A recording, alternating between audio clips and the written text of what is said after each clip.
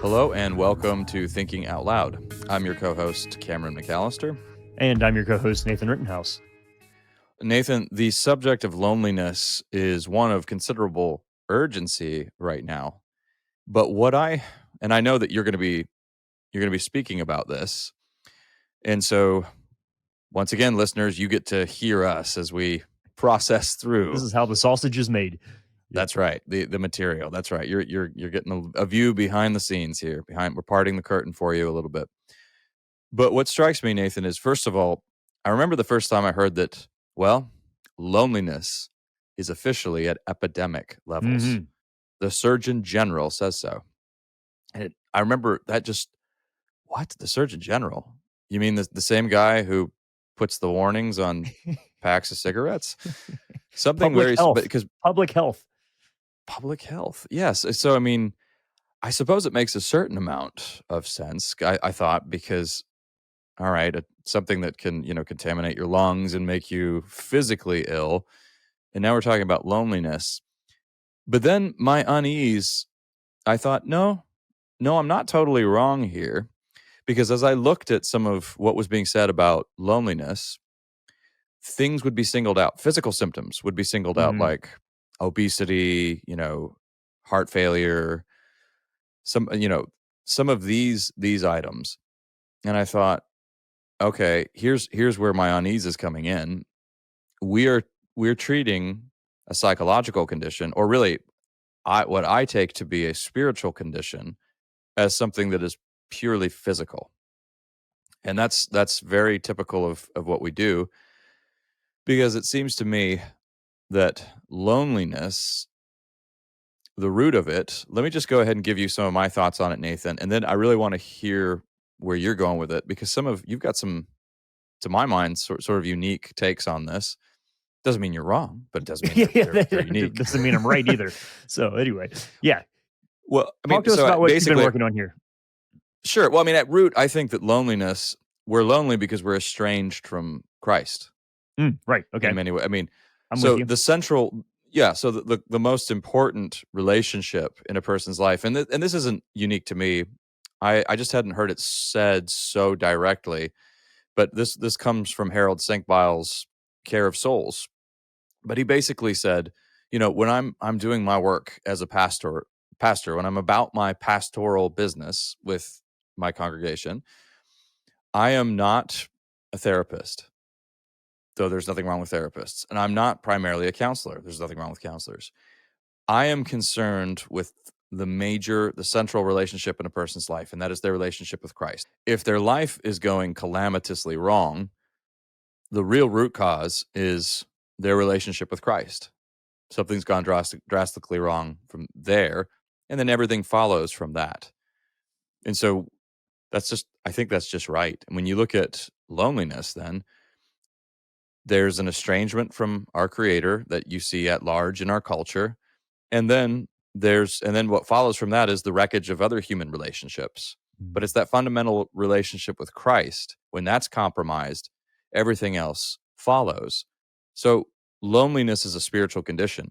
It has physical manifestations. Every spiritual condition has physical manifestations, because we are a unified body and spirit creature. But to just treat those physical symptoms will not address the underlying condition. And that's the conundrum that we find ourselves in, I think. So there are my cards on the table for you. Yeah. Reverend Rittenhouse. I'm curious about some of what you're teasing out here on the subject. Yeah, well, so let me so I think a lot of people would listen to that and say, well, in response to the Surgeon General's concern here, Cameron's response is a little bit meta. But let me argue for the practicality of it in this way. So if we look kind of in our nostalgic historical idea of what it means to be well connected and to have robust relationships in the world, I kind of think of this as a kind of like a Russian doll effect, where if you think about yourself as an individual that's embedded within a family, and then the next layer out, that family is embedded with a community, and then the next layer out, that community is embedded in a geography, and then the next layer out, that geography and that whole community operates under a theological framework that unifies them. And so you have these concepts of a kind of a robust, stable identity that is dependent on your relationship with your family, the way that your family relates to the other groups of people around them, and then the way that that entire group lives, links to the land that they live on. And all of that is done under an overarching theological narrative and understanding the way and the purpose that the world works. And I think when you look at that, you say, yeah, that's great, cool. Um, and this is where the church can miss the mark here, or culturally we can say, okay, well, if that is largely speaking, and again, this is just like Nathan making that up, so take it all with a grain of salt. But if largely speaking, that makes sense of a way of thinking historically about how humans are connected and embedded in a place. A funny example of this is that Mongolia ranks the highest in social satisfaction Mhm. in the world. So somebody said hashtag yurt life. Um, but why is that? Is because you have a group of people who live multi generationally in a yurt in a country doing a similar kind of thing with a whole mythology around the purpose of what it is that they're doing. So you can have, little side note here, you can have phenomenal community and not be lonely and be up to no good at all. I mean, cults and terror cells work in this way as well. So it's not just because like community can't be the idol, it can't be the goal, because there is such a thing as intense community that is up to no good and is bad. So I think Cameron, Mhm. back to what you were saying, that if it's a disconnect from Christ, then the goal can't be forming the community. But that's what we try to do, is to say, okay, well, I'm lonely, therefore I just need a family, or I just need a group to be part of, or I need a place to hunker down. I think Yeah. this is the allure of the Wendell Berries of the world. You're going to find a place and just be there. Um, Mhm. and so we try Yep. to build this thing from the bottom up. I'm going to find a family. It's going to come through relationships with other people, relationships with a broader community, and I'm going to build out this identity and this sense of belonging. Except if we were any good at that, we would have already done it. And actually, everything that Jesus says comes from the other way around. So he's like, unless you're willing to leave your family, unless you're willing to go to othermost parts of the earth, da da da da da, you can't be my Mhm. disciple. But seek first the kingdom and his righteousness is the starting point. And so Christianity gives us this framework where we're starting with the theology, sync bio, relationship with Christ, and the rest of it is then backfilled in stabilizing our relationships with other people if we get this one piece right. And so it almost seems like we're trying to fix the problem from the bottom up with no vision of where it's going. So the way that I've been thinking about this, perhaps, and this goes back, we've talked about Augustine and the idea that friendship requires common purpose in life. Or whose quote is it, Cameron, where like the foundation of friendship is when you find someone else and you say, "What, you too?" Is that a Lewis, or who is that? C.S. Yeah. Lewis. So Yeah. there's that Yeah. sense of The Four yeah, Loves. of That's C.S. Lewis. finding Mhm. somebody who is already rowing in the same direction in life that you are. That sense of purpose is actually the Mhm. foundation of the common identity. Like the unity that you experience is a byproduct of the common identity, not the other way around. And so the Mhm. thesis that I'm playing with, and playing with this at at James Madison University tonight, of why do we all feel lonely in a hyper connected world, is that actually the antidote to loneliness is assurance of purpose, which it'll take me a little while to prove that, to work that thesis Yeah. out, but that's essentially what you and I are both saying here, is that you can't have deep rich community without common purpose. Um and by making other people Mhm. the goal never satisfies it at a deeper level. Um so that'll be a long Mhm. road to hoe, but that's kind of the direction that I'm playing these ideas out in. Is that purposefulness um is the antidote to loneliness. We'll see how it goes. What do you think? All right. Yeah. So 2 observations on that. I think that's very intriguing. And so the first is just a general observation about loneliness that takes into account a lot of what you said, and that is that it is one of the, I think, the indicators, the clues that loneliness is spiritual in nature, is that it's perfectly possible to be lonely in a very connected world. It's perfectly possible to be lonely with a family. Mhm. It's perfectly possible to be lonely in your marriage. It's perfectly possible to be lonely on a crowded street. I always think of, you haven't seen this movie, Nathan, but Martin Scorsese's Taxi Driver, where Travis Bickle, this, psychotic cab driver, is strolling down the crowded New York streets of the 1970s and saying, "I'm God's lonely man." So there's that, but it's also, by that same token, it's perfectly possible to feel content in Hmm. seclusion, and Solitude when is not people loneliness. aren't correct, solitude is not loneliness. So yeah, and I think of the compare. I sort of do a little compare and contrast. So you got Travis Bickle, "I'm God's lonely man," here in the middle of teeming streets of New York, and then you have Marilyn Robinson in one of her essays. Can't remember the name of the essay, but this comes from when I was a child. I read Hmm. books. It's in that collection. But she talks about growing up, yeah, in Idaho, and lonesome. The word lonesome in her childhood was a good thing. And she talks about the beautiful solitude of being out in that gorgeous Idaho wilderness and just finding it to be a sacred experience, not a lonely experience. So loneliness is, yes, it's, you can have it in the midst of crowds, and it can be absent in isolation as well. But the other thing I wanted to say, Nathan, and this goes along with some of what you were pointing out, is the nature of how disembedded we are in North America. And that's certainly a contributor, because so your layers that you went through, Nathan, of, family and, community, neighborhood, all of those different layers. We largely, though we don't always say this out loud, we largely see all of those as completely expendable, Hmm.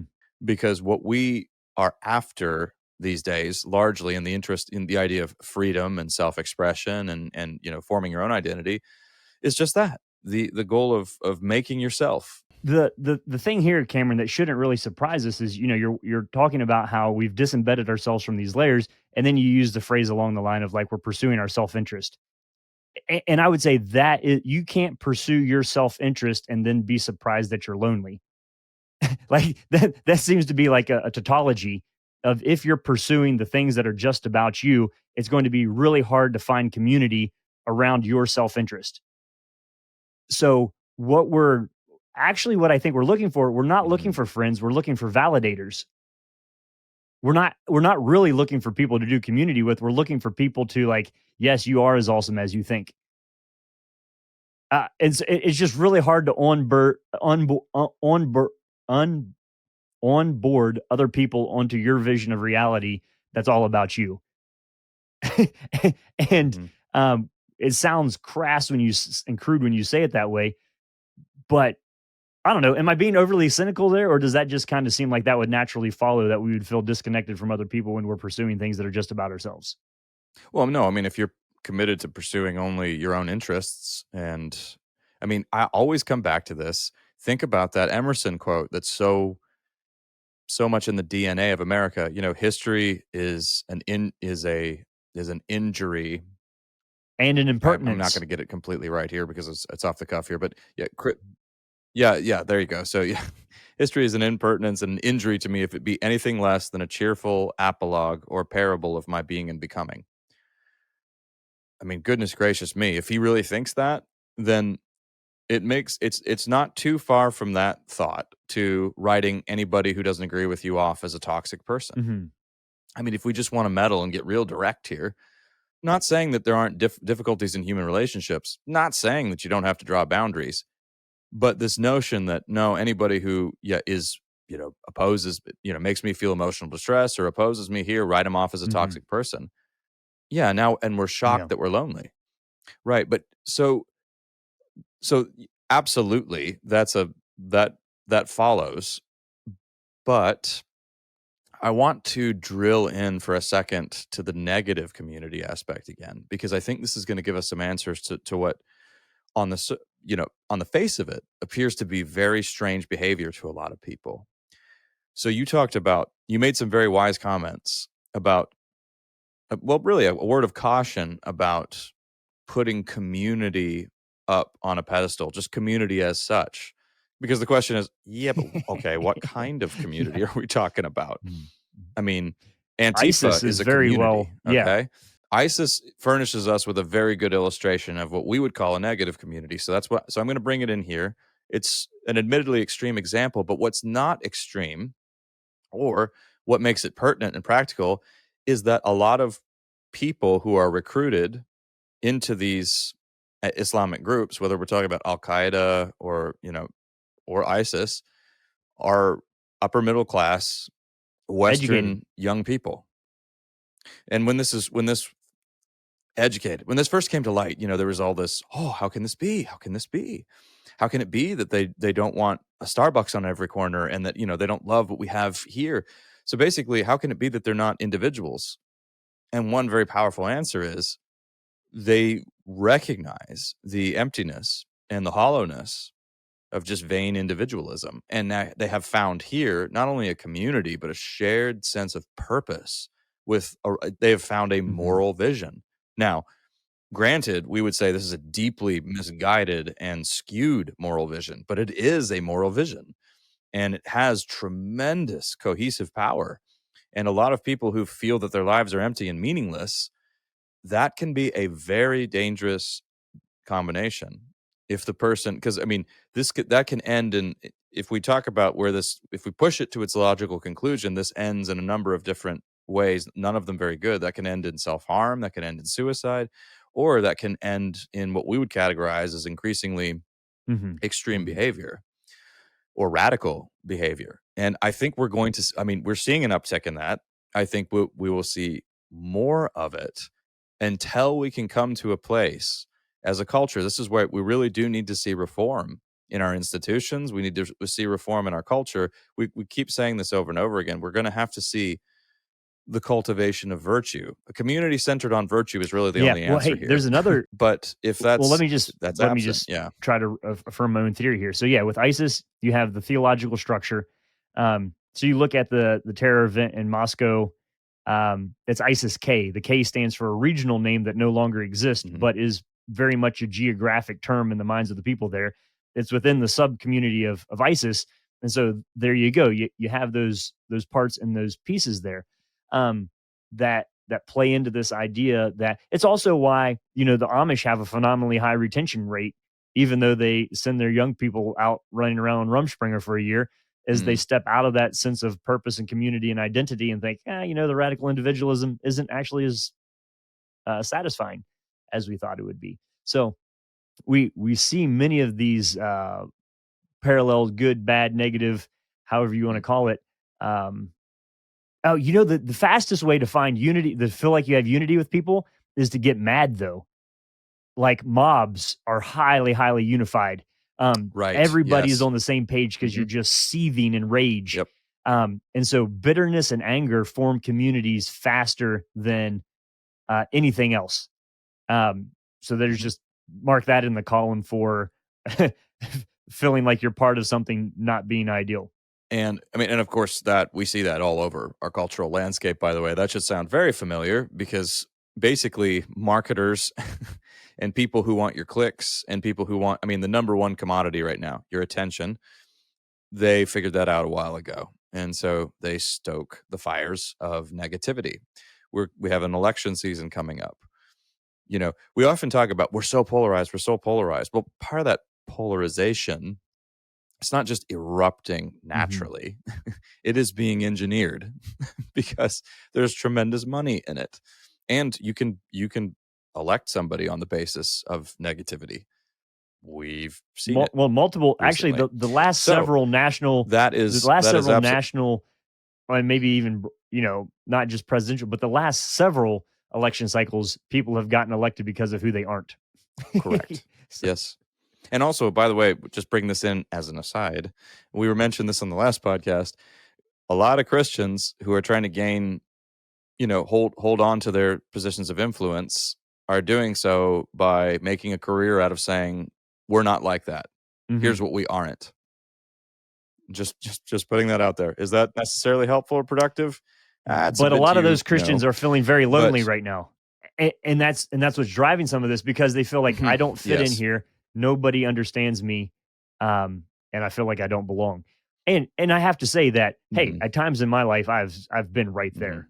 um, and to greater or lesser extents in different categories. So, I mean, some of the complexity of loneliness is that it's multivariable and multifunctional at multiple different levels and regions and times in our life and in different categories. So, Yeah. uh, I don't want to make it sound like I've constructed this neat little Russian doll of like interstacked forms of identity and connection, and that solves it all. But I think we can use that as a broader structure to affirm where you are going with the kind of top down principle that foundational relationships, unless you align those properly, the rest don't matter. So anyway, just a little nuance there. Yeah, I mean, and of course, if the phrase in Christianity and Christian circles, doing everything before an audience of one is very apt here because loneliness has a lot to do with wanting to be liked. It's a huge part of everybody's life. We all want love, wanting love and acceptance is a basic innate desire of Mhm. every human being. And it's not just we want it, we need it. So the question there for Christians, just on while we're still on this dwelling in this little aside here, the question is where do you find your joy and love and acceptance?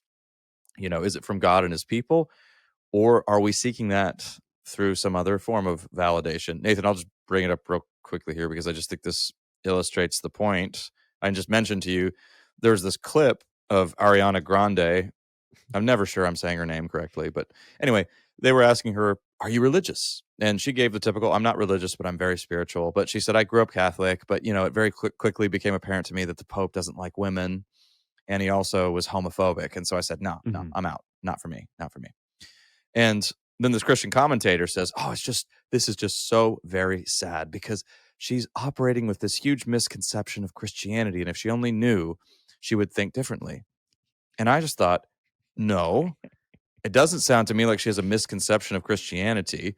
Traditional Catholics don't believe women should be priests, and they are opposed to homosexual practice, both of which she would translate as sexism and homophobia. Now, they're not sexist and homophobic, but that's the way she would see it using her cultural categories. No, dude, she just doesn't Right. like you. And we have to live with that. But I mean, do we need validation from Ariana Grande? For goodness sakes, do we We need can't even say validation their from names Kanye wrong West, right from half Taylor the time. Swift? So No. Or Bob Dylan or Bono? Yeah, exactly. I mean, so again, this is part of back what we said in that last podcast. We speak from the church yeah. to the culture. That's the Well, let Christian me posture. So yeah, but well, I got a question for you though, because so the sense of draw out for us the connection that you're making between loneliness and that lack of purpose, because a lot of people are saying this now. I've Mhm. heard, my goodness, I heard Jordan Peterson and Douglas Murray have an entire 2-hour discussion on a feeling of purposelessness that they're encountering in young people more and Okay. more. Well, um, I don't know who's following whom there. I don't think I have the platform that they do, but here's my take on this. Um, this is just a simple observation of local church life, and then I've continued to spy on it at different levels, and it seems true to me. This statement: you will never feel like you belong to something unless you can see how you're contributing to it. And what's interesting about that is we assume like, oh, if I go to this place and Mm, they and this is not to say that you shouldn't receive or being blessed or served by your community at all. I'm not saying that. I have phenomenal community around me that I receive phenomenal blessings from all the time. But that's not the thing that makes me feel like I belong to it. The thing that makes me feel like I belong to it is the ways that I know how to contribute to it. And so it's you don't feel like you're part of the soccer team unless you get off the bench and play on the field. It doesn't matter if you have the jersey and you're on the team. If you're not contributing, you don't feel like you belong. And so if you broaden that out to a general sense of purposelessness as a nation or as young people, you don't know how to contribute to anything bigger and broader than yourself, and therefore you will never feel like, I mean, this is why sports are phenomenal. This is why clubs are great. This is why being part of a garage band, just anything that you're participating in that's bigger than yourself and you didn't come up with gives you a mhm. sense of this is how subcultures are formed and big cultures, and like Yeah. these are all good things. They're a normal part of how we're meant to do this, but fewer and fewer people are doing tangible physical activities with other people that have a purpose that is bigger than the two people involved in them. And that's when you feel, and when you start to feel like you belong. So Yeah. I don't know what they were saying about it, but that's my sense, is that you never feel like you have community, you never feel like you belong until you know how you can contribute to it. So here are some takeaways I'm getting from you, Nathan. Yes, you need a community. Everybody needs a community. We want a healthy community centered on wholesome pursuits, virtuous pursuits. Yeah, Okay, well, so hang we on. got to Wait, put wait, that I in got to place. interrupt you. I got But to you need interrupt you though, something because bigger what than you the just said self. is like, is summarized the whole thing. Yeah, You yeah, need yeah. a Fair. community, but you cannot get a community by focusing on building community. It's the byproduct. You said virtuous pursuits, Uh, right? So you have to be shooting for mhm. something Yep. higher than community Right. in order to get community. Yeah, community is the Mhm. byproduct of that, of whatever that. So you're making me think so much of Robert Putnam's Bowling Alone, right? Because this was, and he's not, as far as I know, he's not a believer.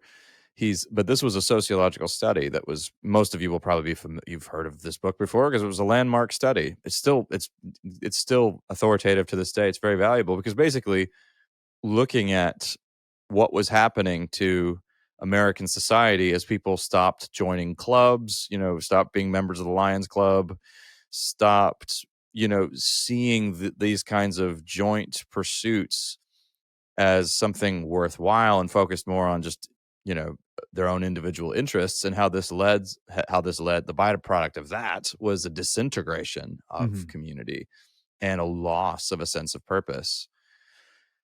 But also, the other big thing that you keep highlighting, Nathan, is that you need something bigger. That pursuit that results in community as a byproduct of that pursuit. I mean, can I just give a tiny example on this? I mean, let's a book Oh, club fits exactly. into this Yeah. category, Nathan.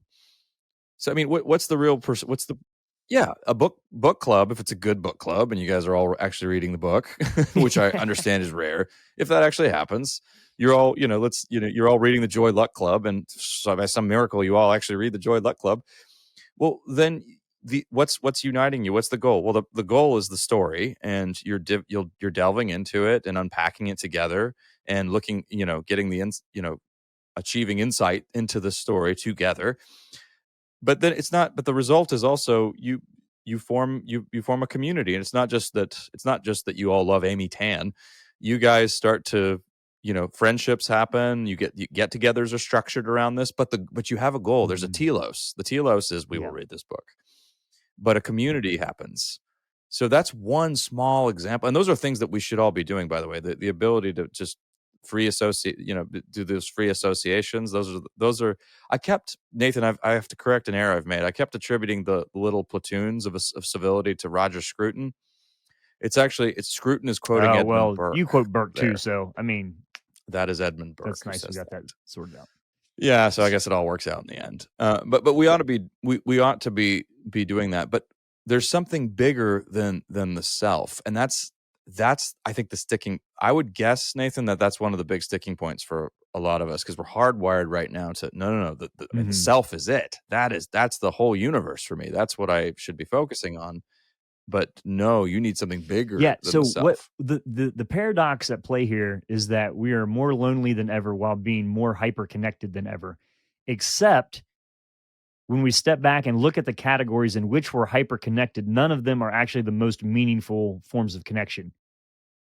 So so you know how caffeine works, like Mm. it blocks the inhibitors that, the chemicals that signal to your body that you're tired. Like it fills in that. um I didn't yeah. know, but I love how so it so works. it's I'm just kidding. blocking something else going into a slot. um and I wonder if our hyper Mm. connectivity digitally in this time are kind of like uptake inhibitors for deeper forms of community and integration and sense of belonging. So yeah, okay, we can know about what our friend in San Francisco had for breakfast this morning, because of their Instagram feed, and that's a neat connection because it's a picture transmitted across a continent. But what I mean, so that's a connection, Mhm. but it doesn't, it does neat, but it doesn't mean anything to a certain degree. And so we're connected to all of these bits and pieces of information.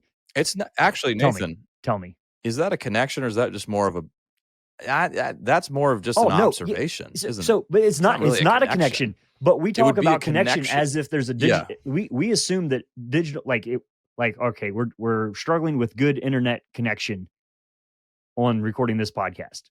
Um, we mean mm, connection as if information that's being true, passed we back are. and forth is a connection. But well, and maybe it is because we're reciprocating on this. But I like Mhm. what I like what you're thinking here. Is it's not a connection; it's just an observation.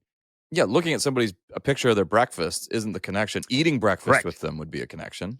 So, Talking with but them on the yeah, phone but about it that's maybe would be a it, connection. I mean, that's you have to have a it's so shared close. What messes us up is that it's so close. Um, Here's a weird analogy that just popped into my mind. So, it is. Yep. the gypsy moth, which I think has been renamed because it was known to be demeaning toward gypsies, as in the traveling people. But there's forever known as the gypsy moth Mhm, and just mhm. destroyed the American chestnut. There aren't any left, basically, except for a few very unique examples. But anyway, I worked with a guy on another project who was part of this. He was part of this thing that was trying to get rid of gypsy moths, and they had these little plastic chips that had female gypsy moth pheromone on them, and they would fly over the forest and distribute them by airplanes. And it was kind of shaped correctly enough, and it kind of smelled enough like a female gypsy moth that the male gypsy moths would spend all of their time and energy trying to mate with this little plastic chip and therefore not be able to reproduce with an actual female gypsy moth. Mm. But it looked close enough and it smelled close enough that it fully captivated the attention of the male gypsy moth. And that seems to me to be what a lot of our quote unquote digital community or online community Mm. or online connection, like it's just close enough that we get sucked into it, but there isn't actually anything nourishing or wholesome or real. I don't know. I don't want to be overly harsh because I love what the digital world allows me to do, but at the same time, we're setting ourselves up for massive levels of distraction if we Mhm. can't really parse out what are the actual categories of life in which I need to be meaningfully connected with other people. I mean, yeah, it's a great tool. It's a poor substitute for community. But you're right. The Mhm, illusion is so striking, is so strong. And your example is haunting. So, yeah, I mean, so much more to consider here. I think as you turn this over in your minds, I think the major takeaways here are that, loneliness is indeed a spiritual condition, has physical outworkings, but if we only treat the symptoms rather than the underlying condition, we won't get very far. mm, And we do need a sense of purpose. That is absolutely true. But where we find that purpose is of critical importance. We need to find ourselves embedded in a community, and that community needs to be a byproduct. Nathan's right, of a shared mhm. pursuit of virtue. And again, speaking to Christians here, ultimately our pursuit of Christ is what brings together the community, the body of Christ, his body of believers. And that means that we're not after our own Well, self-interest. It also means your own self-interests are mhm. too small. And we can, Yeah. we can say, "Oh, the world out there and all the crazy people," but this is a good exercise to do a little self analysis too. Is how comfortable are you sitting quietly with a blank sheet of paper or nothing? Um, can you be content in solitude, or do you get Mhm. fidgety and restless and feel like you're missing out on the doom scrolling? So this is a good place for us to ponder the inner workings of our own heart and our own relationships before the Lord and what it means to be content. Even I was thinking of the little song chorus we sing sometimes at church. I have decided to follow Jesus. There's a line in there that says, "Though none go with me, I still will follow." And that's I think that's right. That's an embrace Mm. of saying, Yeah. even if nobody else does this, I'm going to do the right thing. And some people would say that's embracing loneliness, and I would say no, it's not. When Jesus went off um, into solitary places, he wasn't alone; he was praying. And so I think solitude is better than loneliness.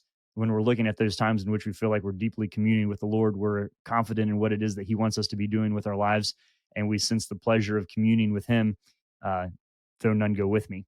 And so it's a complex thing, but the offer is pretty beautiful when you look at the words of Christ. It seems harsh, but when you lean into them, the seek first the kingdom and all these other things will be added is the beautiful second half of that promise. But it comes down to properly ordering, having the discernment to focus on the right things, and then let the beauty of the byproducts flow, but not get tangled up in focusing on the levels of connection or observation that really don't bring peace or satisfaction in our lives.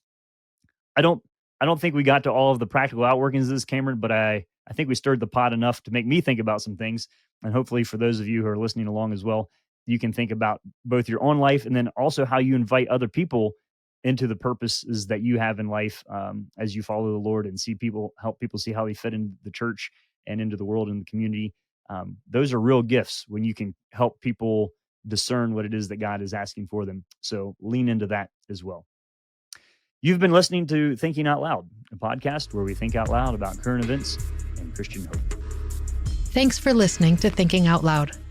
If you'd like to learn more about what we do, book Nathan or Cameron, or if you'd like to support us financially, whether through a one-time donation or on a monthly basis, you can do so on the donate page at www.toltogether.com.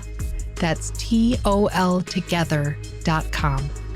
And please consider leaving us a 5-star rating and sharing this content with your friends. It really does help.